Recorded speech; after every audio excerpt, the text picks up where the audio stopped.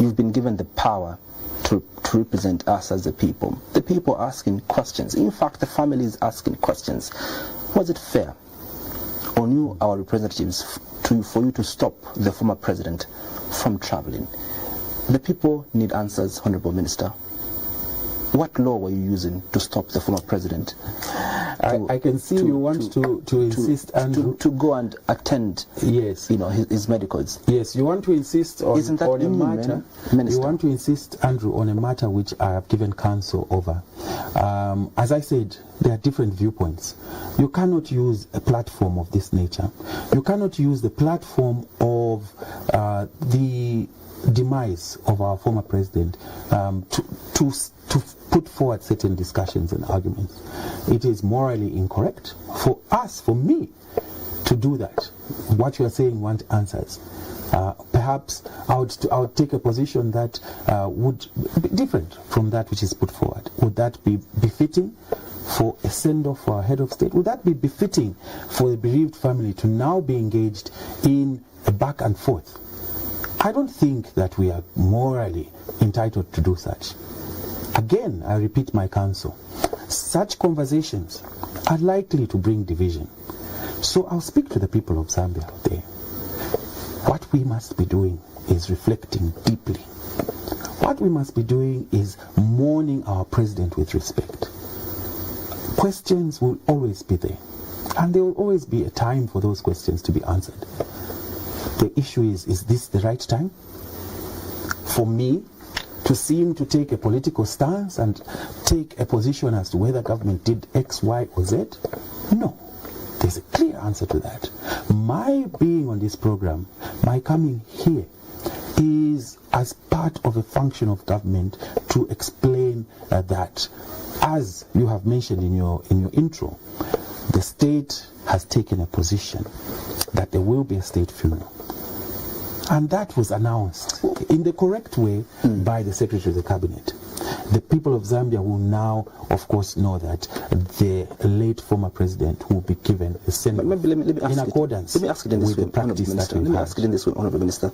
Was there any form of assistance that was offered to the former president? You're asking the same question in a different way, and I think I have responded. I think the answer must be yes, government did assist, or government did not assist. I think I have responded. Did government assist the former president? What are you trying to obtain by this repeated line of questioning? I have responded to. Did government help? In the way that I have said we must deal with these matters. As government, did we help the former president? So if you ask the same question repeatedly, it will not change my answer. My answer is very clear and to the point. My other question was my answer is very clear and to the point. My question now is that whether you helped him. No. You've asked the same question. It's the same thing that you're saying over again in the same way. Let me repeat my response to you respectfully, beg pardon. We must focus at this time. If there are questions that need to be asked, there will be a time for those questions to be asked and answered. I hope that I'm being absolutely clear. Out of respect and decorum for the process, the period that we are in, we must be able to take a point of view as a people that at some point you respect the time that you are in. What you are asking to do, to go into nitty-gritty and to go into whether or not X, Y, or Z was done, is not the way we do things as an African people, as a Zambian people. That is not how we unite ourselves. That is not how we bring ourselves together. You will agree with me, like I said earlier, in times of mourning, the first point of call, can we come together and deal with the problem at hand and see off the deceased in a way that is befitting. And by the way, when I say a way that is befitting, it is all of us that look forward I'll be coming to that later. It's all of us that look forward to be put to rest in a dignified and proper manner. I would not subscribe to people asking questions and seeming to get into conflict and division at the time that my funeral will be taking place. Let's talk about, again, your trip. For example, yes, to South Africa, Honourable Minister. Obviously, you had among the functions, among the issues that were handed over to you by us as a people, was to see how we can repatriate our former president back, to our country, Zambia. The family has given its position that they would want him to be repatriated privately, the way he went to South Africa as an ordinary citizen privately. What is the government's position over the decision that the family has made to have the former president repatriated privately? Yes, as you say, the family has given its position. I think government's position has been explained by the Secretary of the Cabinet in terms of the following steps that were outlined or explained by him. That national mourning has begun today, the 8th, or Sunday, the 8th of June 2025. That there will be a funeral service for the public at Belvedere Lodge, and that the remains are expected to come into the country on Wednesday.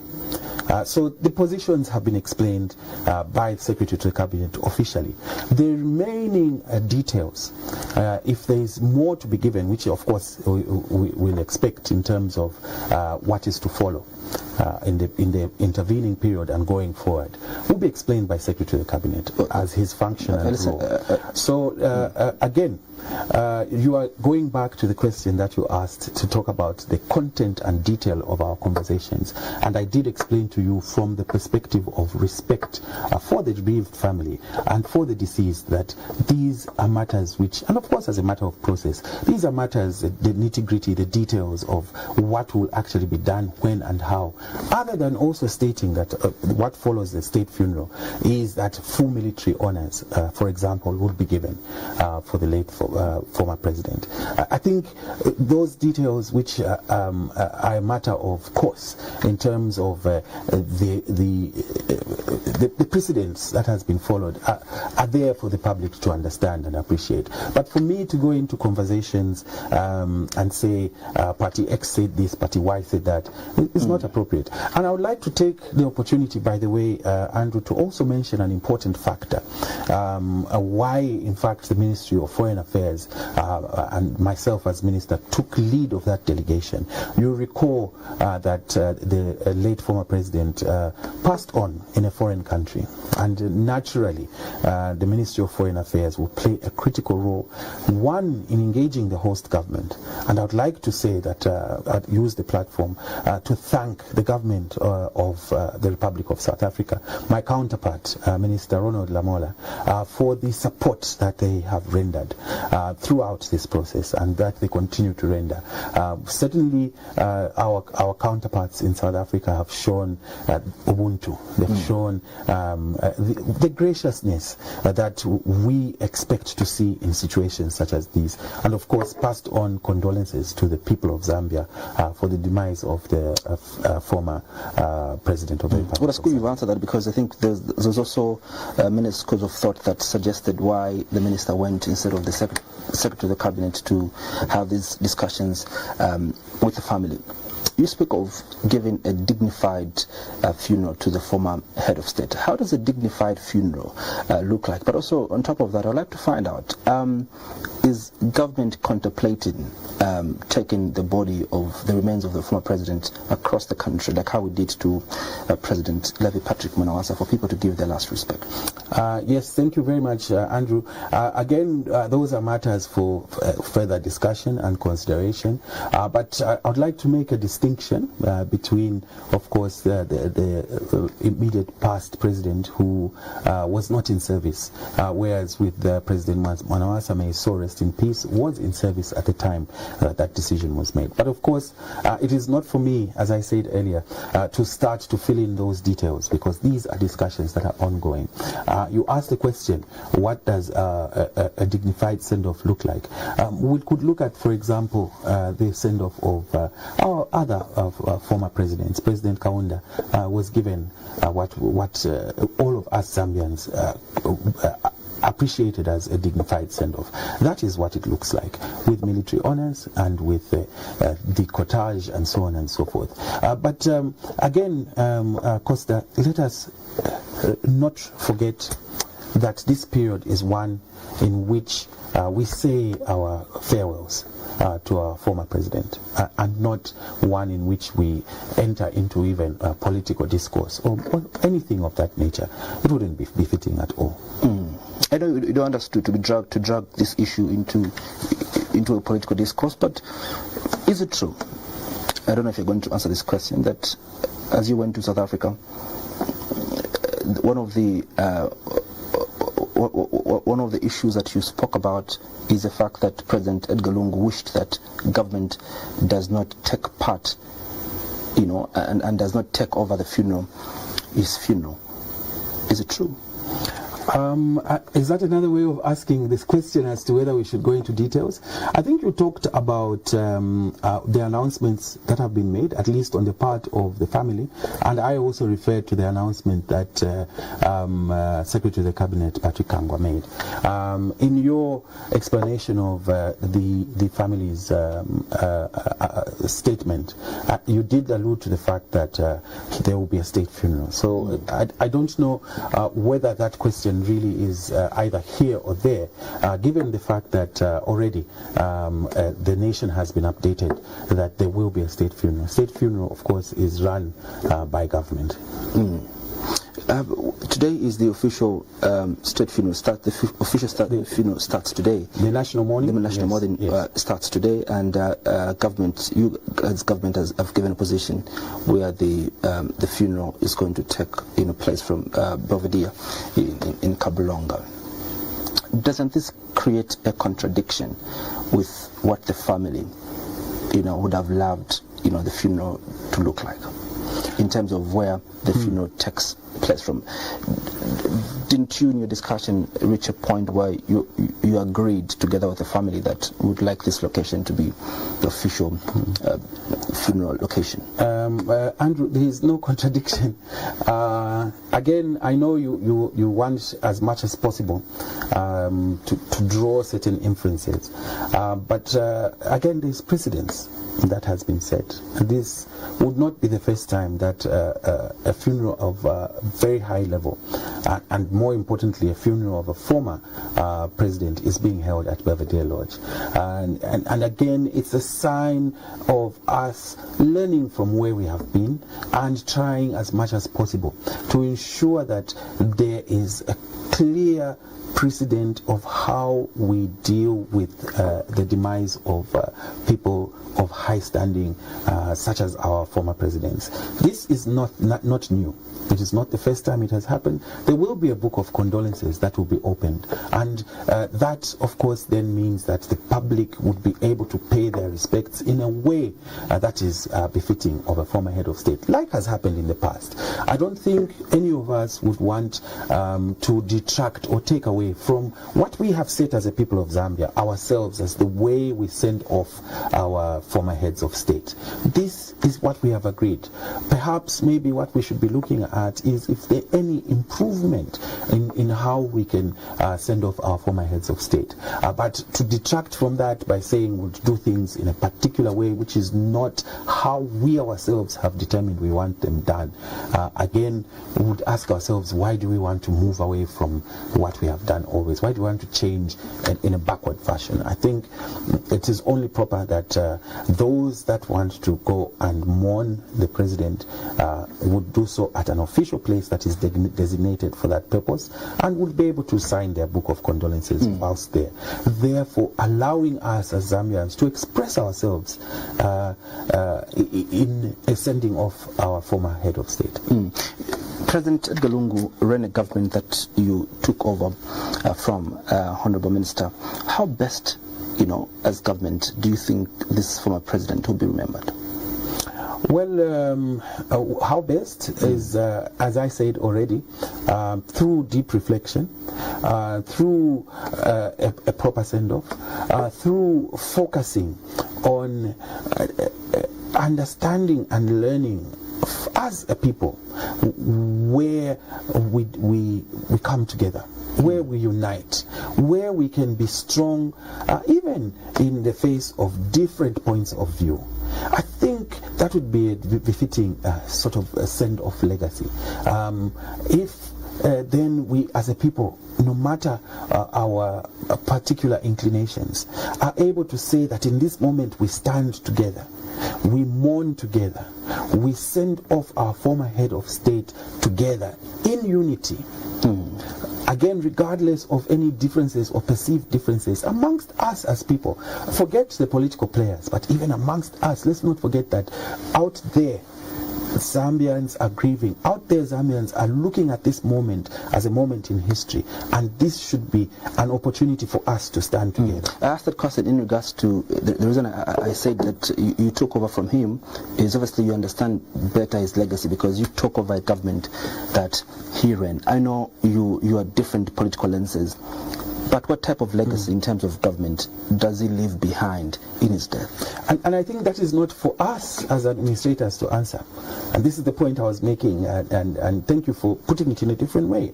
It is for the people of Zambia to sit and reflect, I keep on using the same expression, on the legacy, on any lessons we have learned, on any way in which we would want to express to one another how we should continue to live as a people.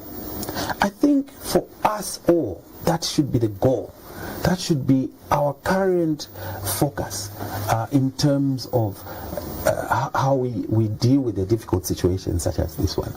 That is our duty as Zambians, much as it is the duty of government to see to it that the processes that are required to be taken for the proper send-off of the president, the former president, are taken. Did you have, not as minister, but as a person, did you have a relationship with President Edgar Lungu?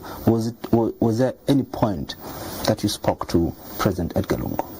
Well, of course, I'm a legal practitioner, and the late former president was a legal practitioner.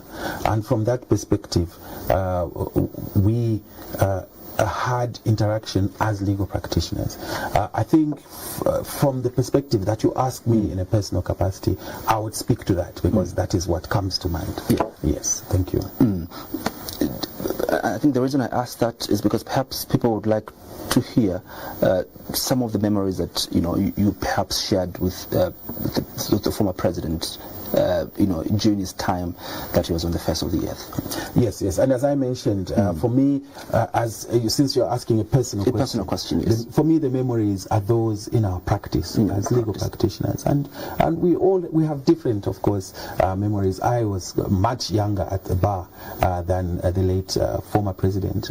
We all learn from our seniors as we practice law. That's part of how we practice law.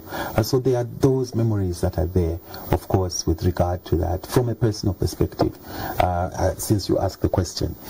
And again, I'm grateful that you asked that, because each of us as citizens will have different memories. We will want to put our memories now into a formative way of looking at things, a way in which these memories draw us closer to one another, draw us into a position where we stand together united in seeing off our late former president. The remains of President Edgar Lungu arrives to in the country on Wednesday. The mourning period starts today up until Saturday the 15th. What do we expect after the body of the president arrives on Wednesday? Yes. What follows thereafter? Not wanting to preempt, of course, as I said, Secretary to Cabinet has got the official function of then announcing to the nation the specific steps that will be taken. Of course, he also mentioned that engagement with the family and other stakeholders continues. My expectation would be that we would follow the processes that we have done in the past when we have lost a person of high standing, which of course includes the final resting through the processes and the decorum that is followed. And I think we've got a general picture, given that we've put to rest previous heads of state that have, for example, had the casket carried in a military fashion with full honors and respect. expect. We also are aware that there will be certain processes that will be undertaken, and of course ultimately the final send-off. So I think what the people of Zambia should look forward to is the further announcement of the specific details once the body has arrived, the remains have arrived in the country, and perhaps maybe even before, the Secretary Cabinet will be able to give an ongoing update to the people of Zambia of how the funeral will take place. What is the importance, of unity at a time such as this when we've lost the former president? Yes, the importance of unity at all times, and particularly at a time like this, is that we are one unitary state. We literally are one Zambian family. There is a tendency for us to forget from time to time who we are as a people, what we are as a people, and the values that are important to us. And the importance of unity at this time, from my perspective, and I'm sure from the perspective of many other people, is that it reminds us of our Zambianness. It reminds us of the motto that our founding fathers put in place of one Zambia, one nation.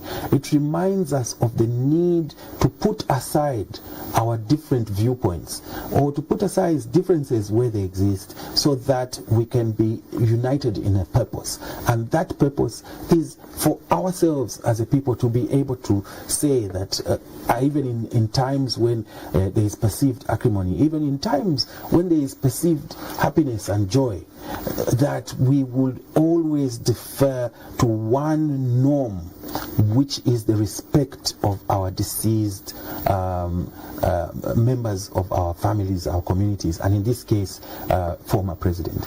I think that is a very important gelling factor, which reminds us of our Zambianness, and that's the importance of it. It's good you've mentioned acrimony, because there's this perceived acrimony that is there between the opposition and the government. Just within a very short space of time, we've lost two prominent politicians in our country, former President Edith Namakwi of the FDD, and now President Edgar Lungu, former president and president of the Patriotic Front.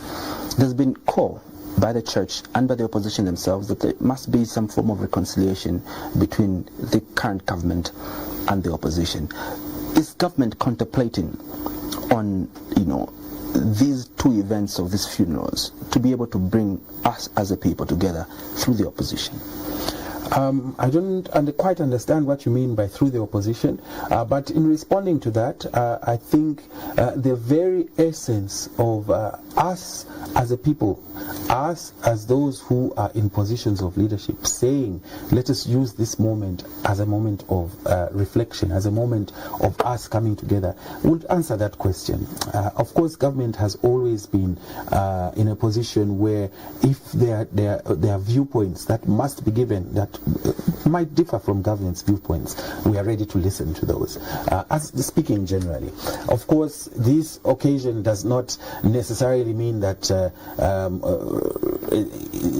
we should move away from what our focus is. Our focus right now is a befitting send-off, and the ancillary a benefit, if I can call it that, for the lack of a better term, the ancillary outcomes, I think is a better expression, is that it gives you and I an opportunity where we previously would not see eye to eye, for example, as citizens, as people, as members of different political inclinations, as members of different religious inclinations, to be able to say, okay, at this time we are putting aside that and we are dealing with a matter which is really one of national interest, of national focus. Again, I'll use the expression deliberately. I keep on harping on this because it's a time also for us to be able to say, as I indicated earlier, we are one Zambia and we are one nation. It's a time for us to be able to say we can go beyond what we feel sometimes sets us apart and come into one place, one purpose, one mind, as it were. The reason I asked that question, Honorable Minister, is because I didn't want to brutally get this question to you, because there are concerns, Honorable Minister, that why didn't yourself, even President Hakainde Hichilema, visit his brother, when he was in hospital, when you knew that he was not well? Why didn't? Why didn't? And I want you to put a human face to this, because yes, then we can't seem to want to be united when there's an occasion like this. No. Even in our suffering, we ought to be united. Andrew, you want to draw the conversation into the what ifs, the why nots, and the so on and so forth. And I know that for you, sitting in that chair, perhaps representing part of the population of the people of Zambia, it's important to ask these questions. But again, from a broader picture, there would be so many different questions that would be asked at this time from different perspectives, not just from the perspective that you have given, but there would be other contrary views. What are we doing to ourselves as a people of Zambia when we throw those into the hat at this time? What is the outcome we're trying to achieve? What is how does that feed into what we have all agreed, that this is a time for mourning? How does that assist in the process? If a response is given to your question, for example, which doesn't sit well with those that take the point of view that you have explained, what will I be doing to them at this period of time? Will I not be inflating the feelings that they already have? What will I be doing if I then take a point of view which is contrary to theirs, or allege a set of facts which is contrary to theirs? What does it do to us, to the country?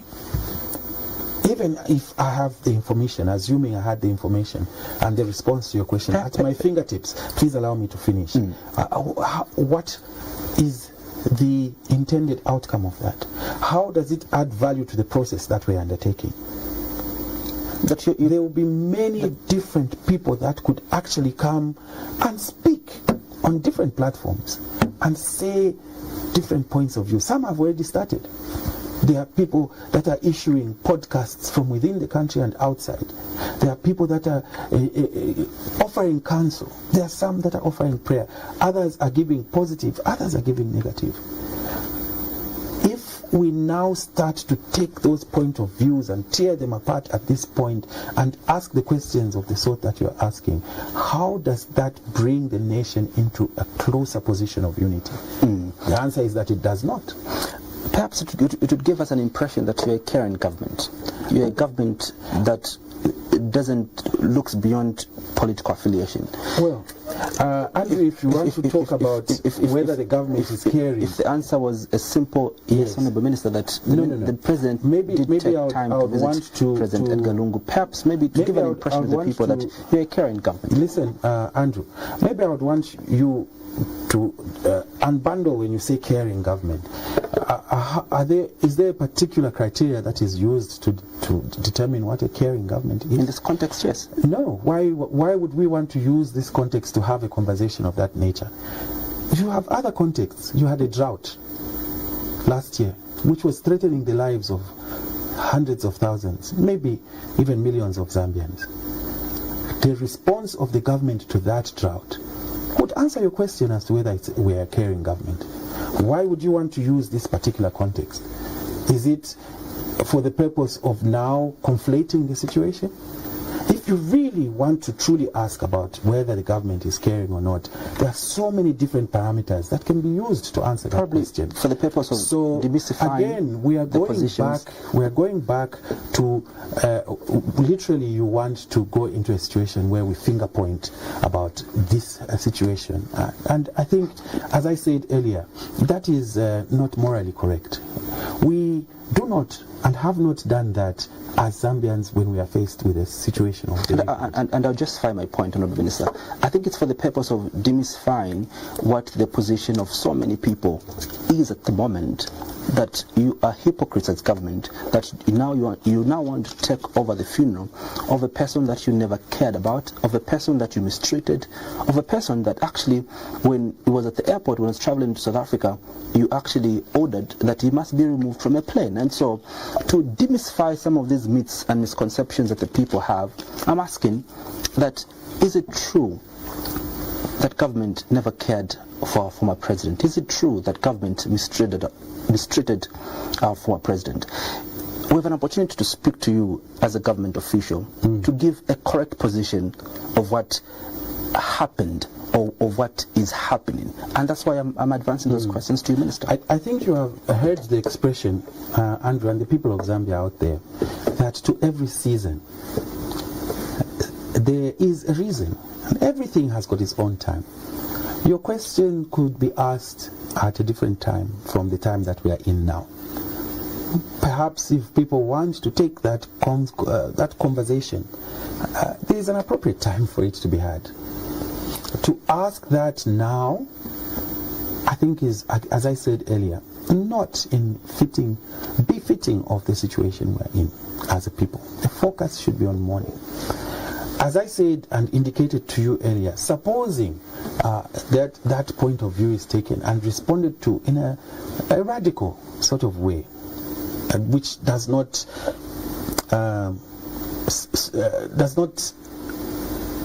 which is opposed to the views that you have expressed, what does that do? Then you are using this situation we are in as a opportunity for conflating. This one says this and pulls in that direction. The other one says this and pulls in that direction. The other one pulls. We are, just as this diamond is here that you've put, you create a situation where there is disharmony amongst us as Zambians because we are all pulling different directions. The purpose of coming to this platform is to unite, is to counsel, is to use the opportunity to say that as government we are looking at this as a situation when we must focus on this particular aspect that I've of course repeatedly mentioned. Otherwise we'll be doing a disservice to ourselves as a people of Zambia. And I'm grateful that you ask these questions, but also I would want to use the opportunity to say that there will be different viewpoints out there.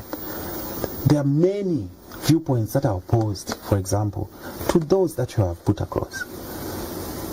If they were to voice out the way others would want to voice out, what does it do to us? I'll keep on asking that question for the benefit of the people of Zambia and those beyond that are looking at that. Yes, there will be many questions all the time in our everyday lives, and those many questions are always will be at the foremost of our minds from time to time. But now we are here, we have found ourselves in a situation where we have lost our former president. I think all of us should say those questions can be answered at a different time if they need to be answered at that material time. For now, it doesn't help the process that we are undertaking. As a people, together, we are mourning. Let us mourn in dignity and in peace. You mentioned earlier that there's a number of lessons we've learned, from the past presidents. President Edgar Lungu was the last surviving former president that, we had as a country. What lessons, as a government, are we learning, from these past presidents, that have gone to be with the Lord, especially in terms of how we handle the affairs of the office of the former president? What lesson have subsequent governments learned, I think is your question. Yes. Because to focus only on the particular administration that is currently in office would be not so helpful. Yeah. I think to answer your question, we have learned from the time that we have seen our leaders at the highest level passing on a few lessons about the importance of that office. The importance, for example, if you talk about President Kaunda, of being able to pass on knowledge, being able to pass on statehood through the office of a former president. You will see, for example, that President Kaunda was made recognized outside of these borders, was made a champion, an ambassador of different causes. I think we have learned through the process of being Zambian. The various administrations have learned also why it's important to have a befitting send-off for former presidents or presidents that have died in office. And you would see that this has been carried on, for example, through some of the gestures that government would give, like an official funeral, like burying at Embassy Park, and putting up the physical structures that show that we remember our former heads of state in a manner that we ought to remember them. I think we have increasingly learned that, and I think that is very important, that institution is given the decorum that it ought to be given in life, that it received, the institution of presidency, that is to say, and of course also in death, that we remember our fallen former heads of state through, as I said, for example, the gesture of burying in a particular place that is recognized as being befitting. How much pressure are you receiving as government? It's for the first time that we're having a funeral of this nature, especially that we are now talking about the death of an immediate past president. What type of pressure, does this put, on your government in terms of how to handle the funeral? I'm not sure whether I understand the term pressure correctly. My belief is what you're expressing when you say pressure is where do we feel we must put an effort to ensure that things are done properly. I think that's how I'll take it. And of course, that in that context, with any sort of situation of this nature, and I assume that those that have dealt with a difficult situation like this before would have felt the same need to ensure that there is a correct and proper send-off. You, for example, would want to imagine that those that had to handle the funeral of late President Mwanamasa, may he so rest in peace, who died in office, would have a similar sort of approach. How do we ensure that the whole nation is able to see that we are putting in what we must, as a people, to sending off our former president. So from that perspective, of course, there is also the aspect of the expectations of the people that are mourning out there. What do you and I want to see as in terms of the putting to rest of our former president? Those, of course, would be aspects that we are dealing with every day, because there will be phone calls. From the perspective of foreign affairs, for example, there are numerous messages that are coming from around the globe. First of all, in condolence. Secondly, for those that are looking to attend the official funeral, they're asking for the details and so on and so forth. So those are some of the everyday aspects that we'll deal with as government, which perhaps you would refer to as pressure. And again, having spoken of the foreign element, it gives also impetus to this state funeral, because the whole world literally will be watching what we do as Zambians, whether we pull ourselves apart in a moment like this or unite. And it's important that we, from a perspective of foreign affairs and international relations, that we are able to show our partners that what we say we are as Zambians is truly the fact. We are one Zambia, one nation, and in moments like this, difficult times like this, we are able to pull together. I think that also is important. As we conclude the program, what would be your last remarks to the people of Zambia, to the family, and generally, to everyone that is looking at government and what next government would do? Thank you. The message, of course, will continue to be one of condolence, that as government and, of course, as individuals, Zambians who are bereaved in this moment, that we must use this time to remember our Zambianness, to remember the importance of a unity.